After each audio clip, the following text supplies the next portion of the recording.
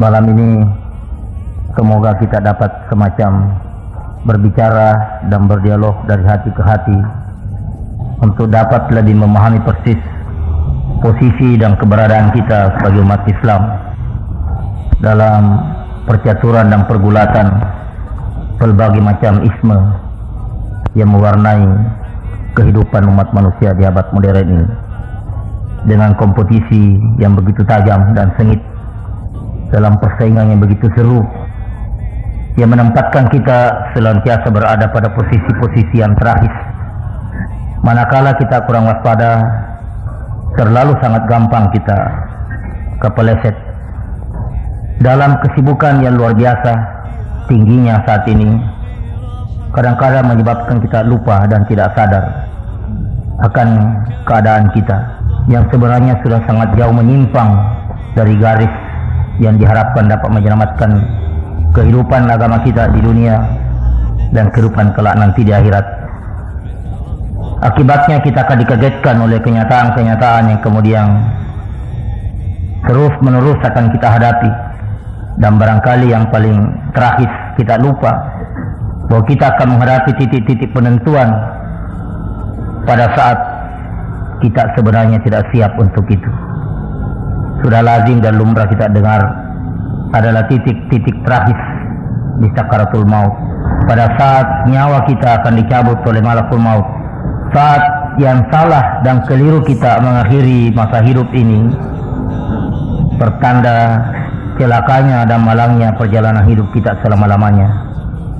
Bukan dengan maksud untuk mempertakut-takuti, bukan untuk menambah ketegangan, tapi supaya kita tersentak persis akan kondisi ini dan posisi kita, untuk jangan sampai kita terlambat berbuat, untuk jangan sampai kita menyesal karena terlambat memanfaatkan sisa kekuatan yang masih ada. Khawatir kelak pada saat kita sadari keadaan, kita juga sudah tidak bisa berbuat apa-apa. Ada beberapa hadis Rasulullah Sallallahu Alaihi Wasallam yang jauh sebelum ini semua terjadi, Nabi sudah mengingatkan sebelumnya. Masih hidup beliau, puncak-puncak kejayaannya Islam terbayang dan begitu merangsang.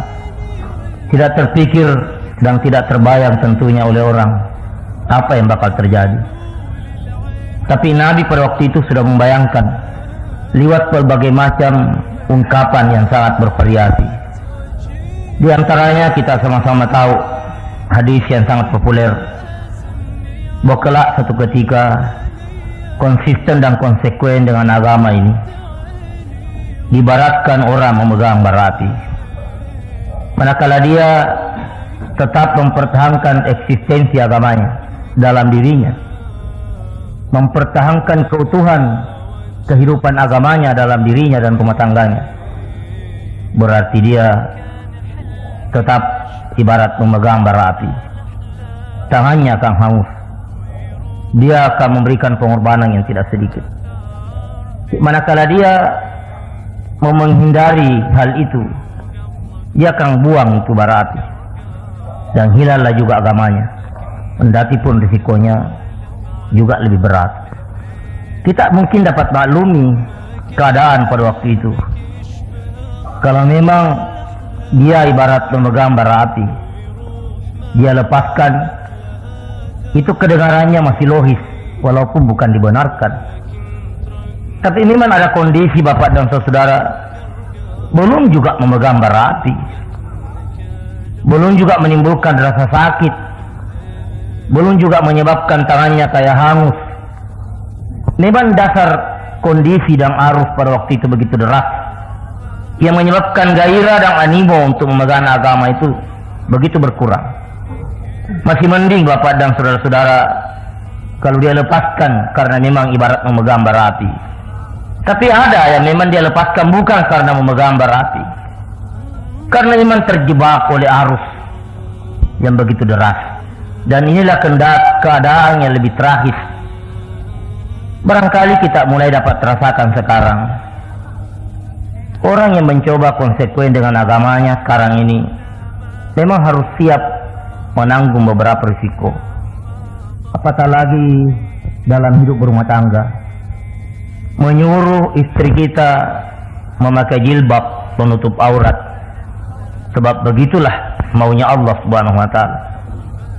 Begitulah ketentuan Allah Subhanahu wa taala. Luar biasa pengorbanan yang diminta. Apalagi istri yang memang terlanjur biasa terbuka di atas, terbuka di bawah. Apa memang istri yang memang tidak biasa pakai kudung, apalagi jilbab? Luar biasa beratnya Bapak dan Saudara.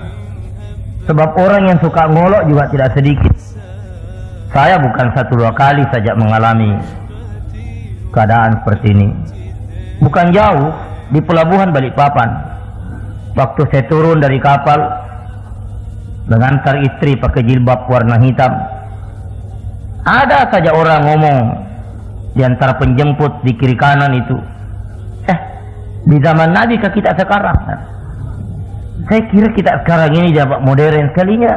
Oh, kita masih di zaman unta ya. Saya tahu bahwa kalimat ini untuk saya atau istri saya. Memang sakit, merah juga telinga dibikinnya Bapak dan Saudara. Pikir kalau ini mau diladeni, menanglah dia. Memang harus kita telan ini kenyataan. Inilah barangkali ini dinamakan bara api Bapak dan Saudara. Ini baru dari segi berbusana.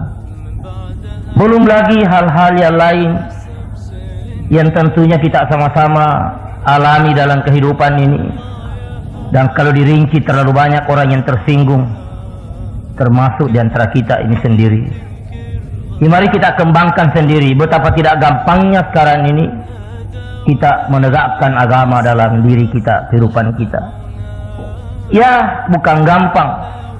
Kalau sementara kita menerima tamu, lagi asyik-asyiknya ngomong, tamu itu kebetulan status sosialnya lebih tinggi dari kita, katakanlah kepala bagian kita, apalagi kalau kepala kantor kita, apalagi kalau kepala kampung kita, apalagi kalau bos kita, rekanan kita yang memberi keuntungan kepada perusahaan kita cukup besar, tiba-tiba azan. Dan dia memang bukan ahlul masjid, tidak bergerak, kelihatan tanda-tanda di dalam dirinya bahwa dia mau pergi salat. Kita juga mau bilang kita salat dulu Pak, khawatir kalau memang dia tidak ada gairah untuk salat dan terus dia pamit pulang dan hilanglah kontrak yang mau ditandatangani. Pikir-pikir keuntungannya tidak sedikit, jutaan. Kita berada dalam satu jebakan dilematis. Mencoba mengatakan, apa boleh buat Pak, saya harus pergi salat. Saya pernah coba hal ini. Saya kedatangan tamu orang kaya, ya dia deretan 10 besar barangkali di Balikpapan ini. Memang saya tahu dia bukan ahli masjid, tapi barangkali saya diuntungkan oleh visi saya di pesantren ini. Kerang Bukit tentu tidak mungkin dikamat kalau dia tahu bahwa saya ada. Minimal 2-3 kali datang jenguk dan ngintip, kok belum ke masjid. Ya bukan karena itu, walaupun karena itu juga ya. Saya bilang sama bapak, Pak Haji saya harus haji lagi nih, saya harus pergi salat ini ya. Pak Haji bagaimana? Saya tunggu di sini. Tunggulah di situ. Memang juga dengan perasaan yang jelas tidak enak. Di kantor saya, di tempat saya di atas tidak ada orang lain, dan tentu bagaimana jadinya kalau saya pergi salat terus dia juga pergi sendirian di belakang? Tidak mungkin dia kunci, dan kalau saya kunci rumah dia ada di dalam, apa jadinya? Cukup banyak gangguan setan lewat pikiran. Tapi alhamdulillah sempat lolos. Tapi saya bisa bayangkan kesulitan yang dialami oleh teman-teman dan umat Islam kalau diperhadapkan dengan kenyataan ini. Tidak gampang mengatakan, silakan dulu Pak, saya ke masjid dulu. Apalagi kalau tamunya itu kurang meyakinkan kejujurannya, disikat habislah itu barang-barang berharga di rumah. Dan yang paling repot kalau yang kita tinggalkan di rumah cuma istri kita dan tamu kita laki-laki, meragukan lagi. Saya ke masjid dulu Bapak dengan istri saya di rumah. Nauzubillahi min dzalik Bapak dan saudara. Apa jadinya? Mungkin sambil ruku dia sudah salam, assalamualaikum, karena mengingat keadaan di rumah yang tidak menolong. Kesulitan ini dapat kita bayangkan pada sektor-sektor yang lain. Sementara ada upacara resmi di kantor, tiba waktu salat untuk meninggalkan acara itu ibarat memegang bara api. Pada saat Nabi masih hidup, ini sudah dibayangkan Bapak dan Saudara, mempersiapsiagakan mental umatnya untuk menghadapi kemungkinan itu.